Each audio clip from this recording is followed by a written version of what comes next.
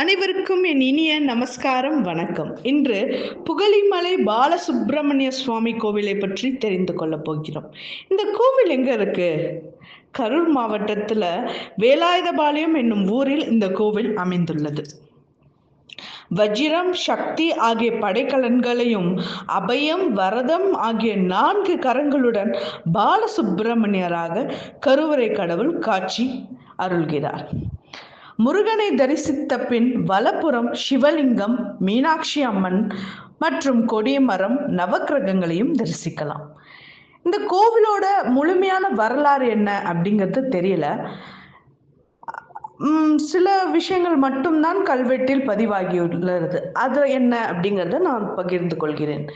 கரூர் மாவட்டத்தின் காவிரி ஆற்றங்கரையில் தென்பகுதியில் உள்ள 6 கிராமங்களுக்கு இந்த மலை சொந்தமானதனால் 6 நாட்டார் மலை என்று அழைக்கப்பட்டது. சங்க காலத்துக்கு பின்பு சமணர்கள் இந்த பகுதியில் வாழ்ந்து வந்தனர். சமணர்களுக்கு புகலிடம் தந்த காரணத்தால் இந்த மலை புகழி மலை என்று அழைக்கப்பட்டு பின்பு மருவி இப்பொழுது புகழூர் என பெயர் வந்திருக்கிறது. இந்த மலையில் வேலை வைத்துதான் முதலில் வழிபாடு செய்தார்கள். அதன் பிறகு முருகன் உருவம் நிறுவி வழிபடும் வழக்கமாக இப்பொழுது மாறியுள்ளது.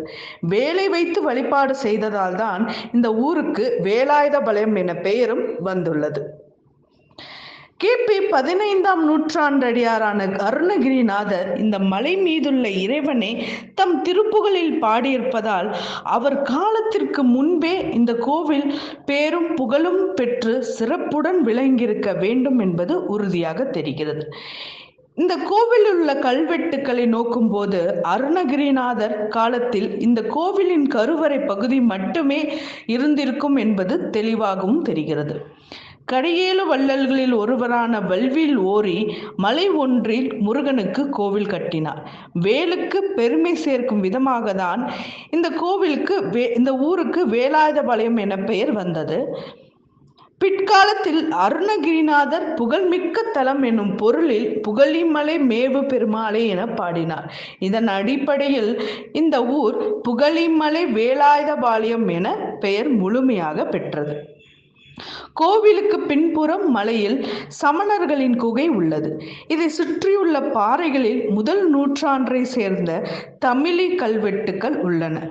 தொல்லியல் துறையின் கட்டுப்பாட்டில் உள்ள இதில் பிட்டன், கொற்றன், கீரன், ஓரி போன்ற பழங்கால பெயர்கள் இடம்பெற்றுள்ளன. பல ஆண்டுகளுக்கு முந்தைய பழமையான 12ஆம் நூற்றாண்டு கோவில் சேர மன்னர்களால் கட்டப்பட்ட ஆலயம் என்பது கல்வெட்டில் பதிவாகியுள்ளது. கோபுரங்கள் மைசூர் பகுதிகளில் இருக்கும் கோபுரங்களைப் போல காட்சியளிக்கிறது. கோவில் அமைந்துள்ள மலையில் சமணர்கள் தங்கியதற்கான கல் படுக்கைகளும் காணப்படுகின்றன. சுமார் 400 அடி உயரமுள்ள மலையின் அடிவாரத்தில் விநாயகர் சன்னதி உள்ளது. மலையின் நுழைவாயில் மண்டபத்தில் மலையை நோக்கி மேற்கு திசையில் முருகனுடைய மயில் வாகன சன்னதி அமைந்துள்ளது. மலைக்காவலராக ஐயனாருக்கும் தனி சன்னதி இங்கு உள்ளது.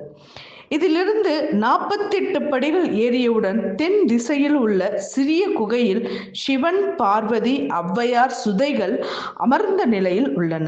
இவற்றின் அருகில் கிழக்கு திசை நோக்கி 7 கன்னிமார்கள் சன்னதியும் உள்ளது.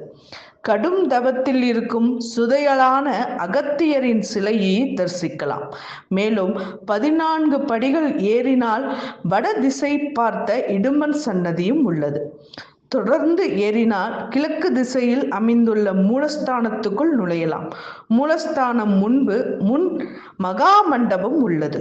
கோவிலின் பின்புறம் நட்ட வேல் ஒன்றும் கிணறு ஒன்றும் உள்ளன. 315 படிகளுடன் அமைந்த இந்த மலைக்கோவிலின் அடிவாரத்தில் மயில் வாகனம் உள்ளது. மலையை சுற்றிலும் உள்ள 6 பகுதிகளை சேர்ந்த மக்களுக்கு இந்த முருகப்பெருமான் குலதெய்வமாக விளங்குவதால் 6 நாட்டான் கோவில் என்றும் அழைக்கப்படுகிறது.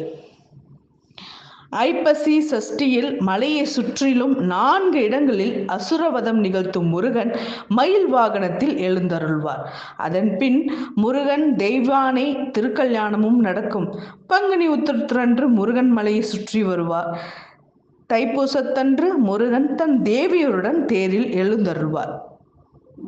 இந்த தலத்தில் உள்ள விஷ்ணு துர்க்கையை 12 வாரம் வேண்டிக் கொண்டு எலுமிச்சபழ விளக்கு ஏற்றி வணங்கினால் கல்யாணம் கைகூடும் என்பது நம்பிக்கையாகும்.